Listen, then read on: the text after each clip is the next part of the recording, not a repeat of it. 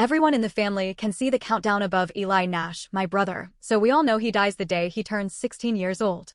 Thus, Eli becomes the most pampered person in the family.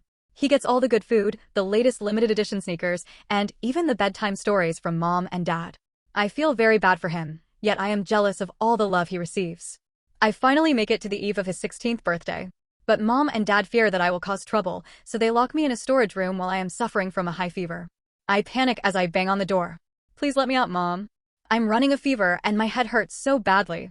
Mom snaps through gritted teeth. That's enough, Ash. Eli is going to die tomorrow. Why can't you just put up with it? I feel really sick though. I start losing consciousness as the sounds outside the door die down. I suddenly felt my body become weightless. I looked through the old, weathered wooden door panel and saw the warm light in the living room. Mom and Dad, Linda Mills and Frank Nash, were sitting close to Eli Nash, my elder brother, on the couch. Mom gently patted Eli's back, while Dad kept his head lowered, his shoulders trembling slightly. Eli wore his only new tracksuit, which was pale blue with a few small star emblems embroidered on the chest.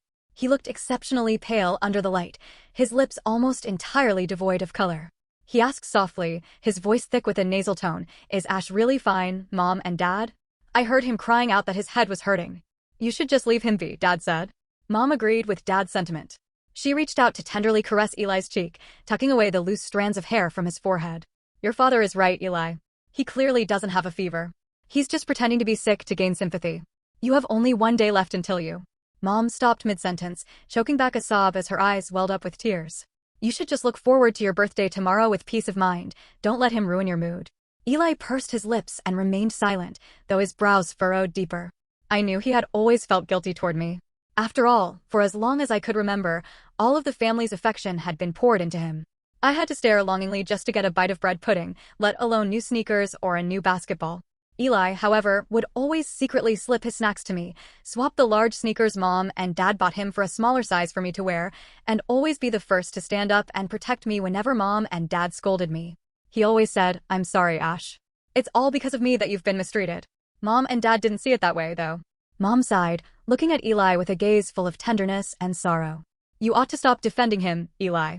That brat has been jealous of you since he was young and couldn't bear to see you doing well. Have you forgotten what happened on your 14th birthday? It was during Eli's 14th birthday that I fully grasped the truth that Eli would die. That day, Mom and Dad unprecedentedly bought a cream cake, which had 14 slender candles stuck into it. Mom carefully lit the candles while Dad held the old camera that had been around for years, wanting to capture one of the few birthdays Eli would have in his life. I hid behind the door and looked on at the candlelight glowing on Eli's face, at him closing